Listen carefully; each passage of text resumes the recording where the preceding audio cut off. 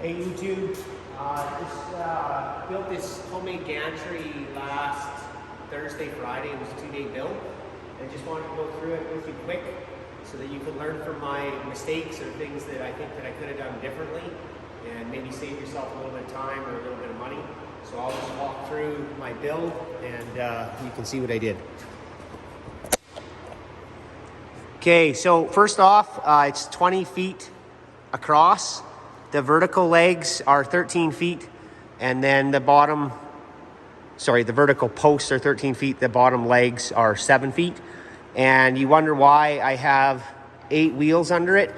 This particular H-beam or wide flange, not to be mistaken with I-beam, so this is H-beam or wide flange they would call it, and it's rated at 20 pounds per foot.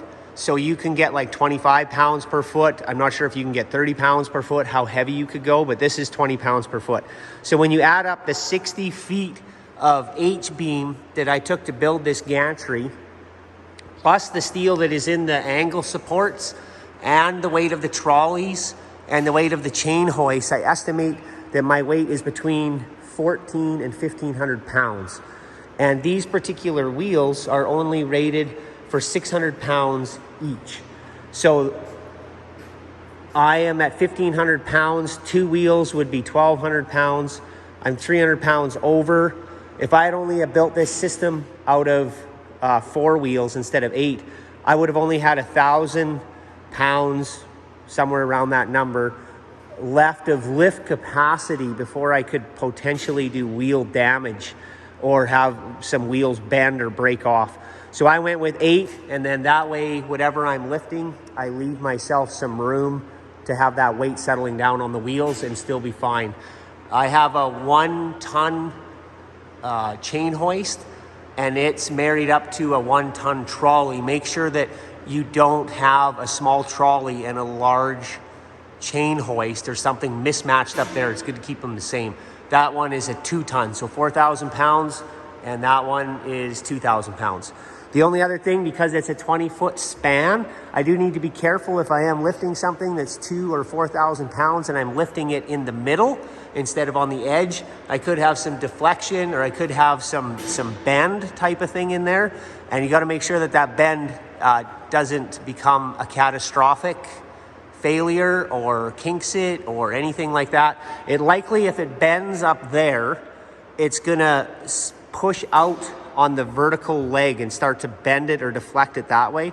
If you are lifting something heavy and you know you're not going to do damage to your rated lifting capacity on that top H-beam or your trolley or chain hoist, you could run a chain across the bottom from leg to leg to keep them legs from wanting to bow out or separate. But again, if you are lifting something heavy, just make sure you're doing that all safe and that you know all your rated components. Buddy was over here the other day, and he was going to build one of these. I built several of them, and most of the time the vertical leg I build out of round pipe, 4-inch round pipe that's at least a 1/4-inch wall thickness. And I didn't have any, and I was in town, so I thought, you know what, I'll build this all out of H-beam and it'll aesthetically look nicer, it'll look cleaner. And then so that's what I did. And then I stood this one up, and when I stood it up, the H-beam, when you have it flat, it can handle a lot of load. But what I noticed, when you put it vertically, you can get a vertical twist. And so the base of the legs, they can actually get a little bit floppy, and it's because you got that vertical twist. So I would recommend to build your legs or your vertical supports out of a heavy wall round pipe and not do the H-beam for the first. But that's just me. Once it's standing, I believe it to be safe enough, but that's just a consideration. The other thing, once you're rating what you're going to lift with it, I do believe that you'll get more lift capacity or more strength out of an actual I-beam than you would out of a wide flange or H-beam. And the reason being is an I-beam in here, it's a longer radius and there's more steel in there. So if your trolley is sitting on here, it's going to make it so that it won't bow. That extra radial material or thickness in there, I think really beefs up the strength of an actual I-beam. So again, this is H-beam, also known as wide flange, and just something when you're building to keep that all into consideration overall, I'm happy with the build, and turned out it looks great.